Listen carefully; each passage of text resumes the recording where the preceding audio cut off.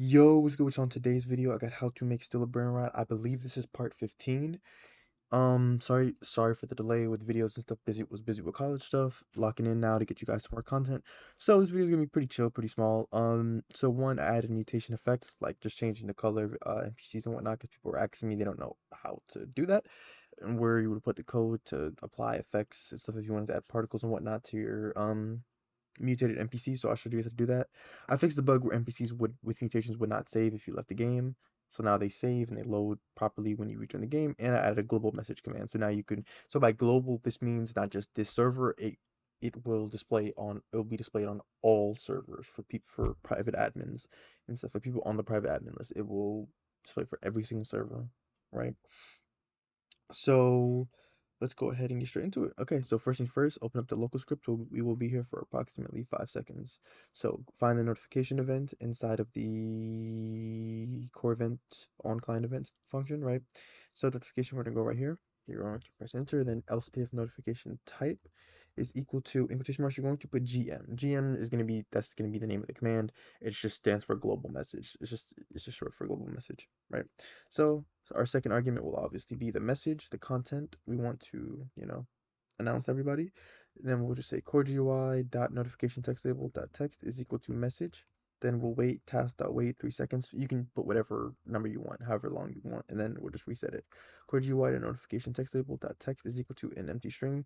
If you want, you can make a separate text label specifically for um global messages if you want, because if something else happens to where, like, let's say the player's base is locked or unlocked or someone steals from them, it will override and it will change the text, so they won't be able to read the message unless they already read it. So if you want to do that, you can do that. But yeah, then let's go ahead and let's move on to the server script. So let's go to the top. We're going to need to create a new variable at the top after the run service. So you're gonna say local MS, which is short for messaging service. So you're gonna say game get service, in quotation marks, messaging service. So this is the service, is what you use to send messages between different servers and stuff, right? Now just let y'all know, it is a very simple process. It's not, honestly, not very difficult. You probably thought it was complicated. It really is honestly very simple to send messages in between different servers. So then we're gonna go down to the load player data function, right? We're gonna go down, and then obviously this last part right here. So we're gonna go into right here. Yeah. So before the specific NPC folder, we're gonna create a new value. So it's gonna be called saved mutation, because we obviously need to save if the we need to save a value to check to see if the NPC has a mutation or not. So we're going to say unit info, regular bracket, quotation mark, mutation, right?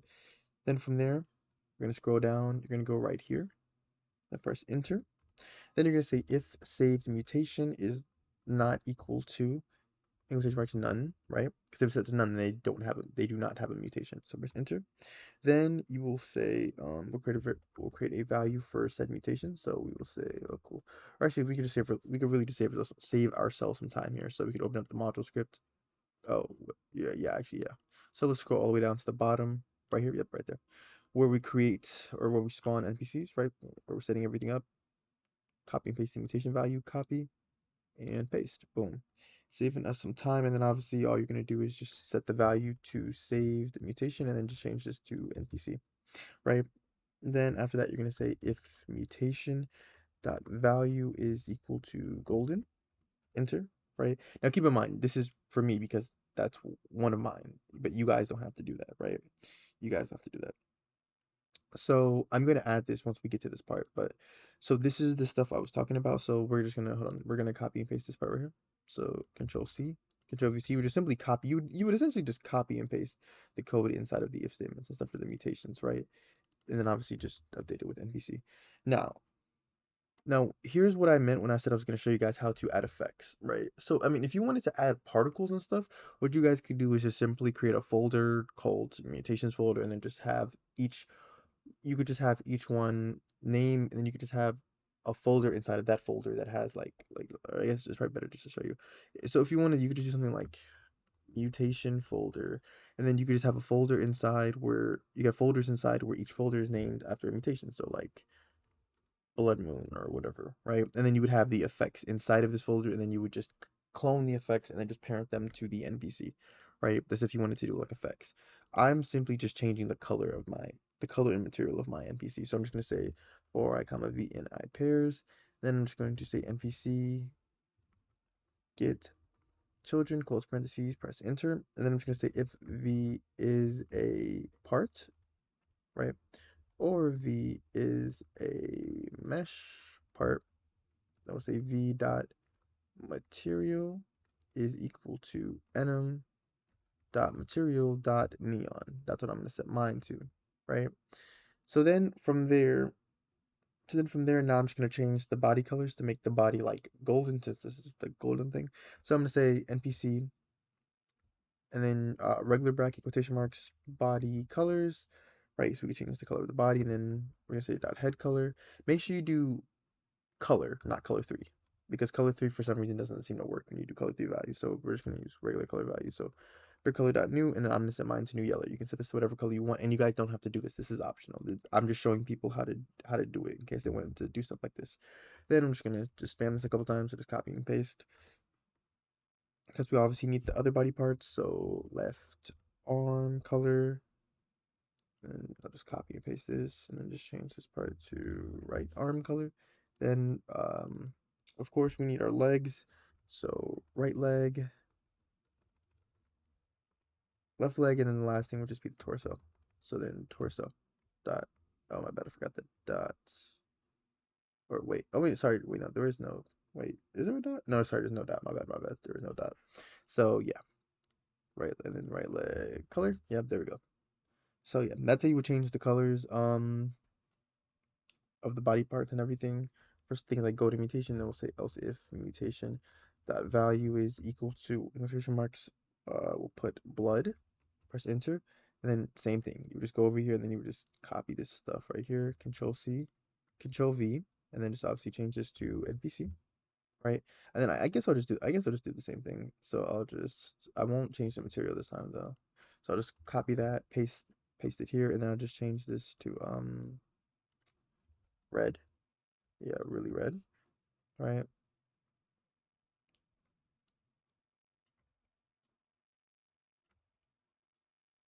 I'll just change that for all of these. Again, you guys don't have to do this. I just wanted to show you guys how you would do certain things, certain effects and whatnot for your mutated NPCs. But yeah, mutation dot value is equal to yep. Okay, so that remains the same. Okay. So then from there we're done. Now we're gonna move on to the data saving function. Because remember that's data loading. This is the data saving right here. So right here, boom. So what we need to do is we need to check to see if the NPC has a mutation. So we'll go right here, we'll create a variable called mutation, set its value by default to be to none.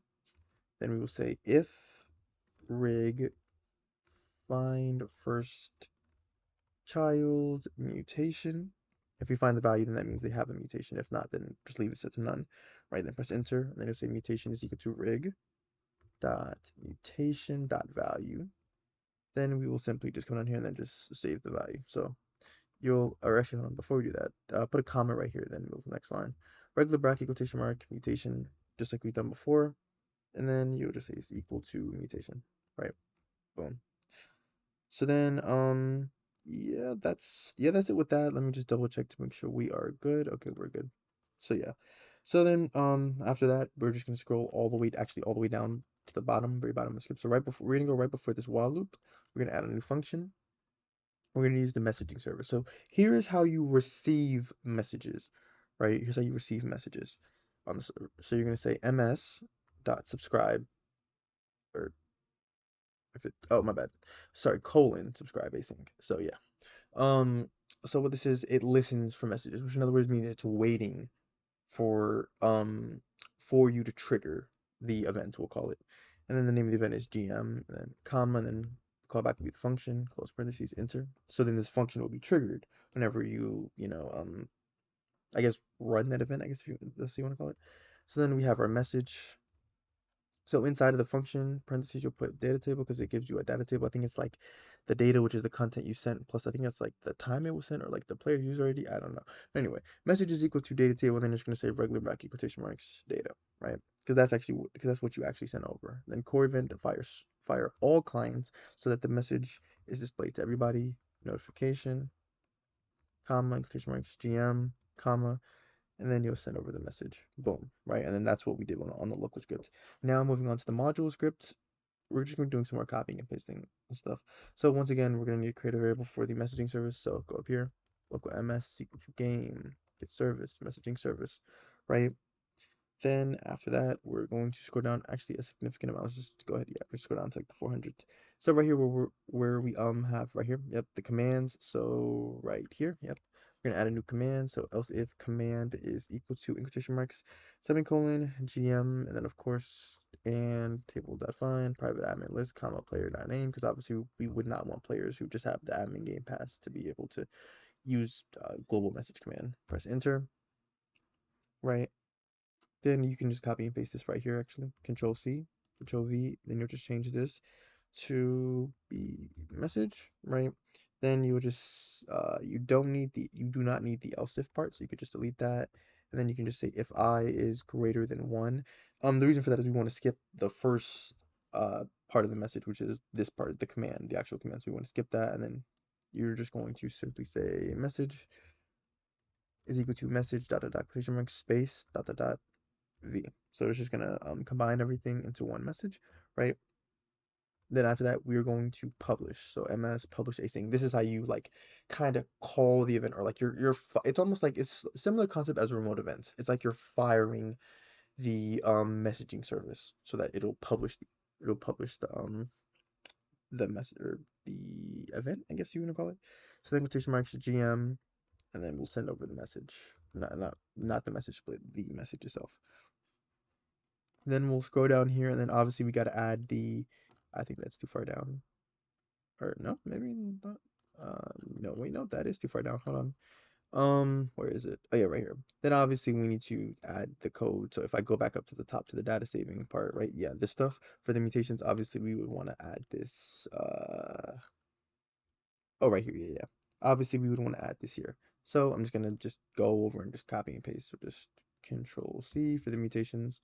Go after Control V, right? And then very important, very important. Make sure if you're copying and pasting like I am, make sure you change this back to NPC model, because remember NPC referred to the specific NPC model over here inside of this function, but not this one. NPC, because the NPC here refers to the old one, or like the model that's inside of the toolbar, or sorry, inside of the NPC folder, rather than the one we've like selected. So okay, so we've done that. Same thing, Control C, and then go right here, Control V, and then just, like I said, change that back. And then I want to say that is it. I believe that's it at least. Yeah, no, that's it. So let's go ahead and test to make sure everything works. As always, if you guys want access to any one of my scripts or models, just simply read the description and let me know, right? So yeah, oh, well, I guess it's working because, oh yeah, so I tested it before. As you guys can see, it saves their mutations and stuff. But just to show you guys real quick, I'll sell them and then go get the other ones. So as you can see, their bodies they're coming out different colors now and stuff, depending on if. Keep in mind with him, his skin is yellow. It's just because his outfit covers it. But anyway, but yeah, okay. So there we go. We have a blood. So I'll buy this one. Right, right. Then I will stop testing, and then I will hit play. Come back, boom, right there has the mutation in its rarity text label, as well as the clear effects. And then the last thing was the global message. So GM test 1 2 3, and then you'll see it pops up here, and then it'll go away after a few seconds and stuff. Now, obviously, if there are people in other servers, they would see that as well. Well, not if you test it in studio. Like, well, no, you can test it in studio, but like, you can't test it where like you're in studio and then like you have your player in an actual server. Like that doesn't work. You would either need two different players, or you would need to have like you would need to create a second place within this experience and then like just open that up kind of thing, if that makes sense to y'all. I don't know if that makes sense, but yeah, if you guys need me to explain how you would do that, or actually no, I could actually have a video where I could just show you guys how you would do it. So yeah, if y'all need that video, just let me know. Just has a messaging service, but if there's any issues with anything, you guys already know, let me know. I will figure out fixes for it and stuff. Thank you guys for all the love and support y'all been showing on the Brainrot series. I noticed that you guys got the mutations video to like 13,000 views. I really do appreciate that and stuff. Like I said, I will try to do better with getting you guys more content and whatnot. If you guys want to see like more brain rot games, like aside from still a brain rot, let me know. Definitely let me know. Like I know I'm looking into Plants versus Zombies, right? I mean, sorry, zombies versus brain rots. That's what it's called. Zombies versus brain rots right now. So yeah, if you guys have anything like that you're interested in and want me to cover and stuff, let me know, and I might cover it. So yeah, I'll see you guys in the next video. Thank you for watching.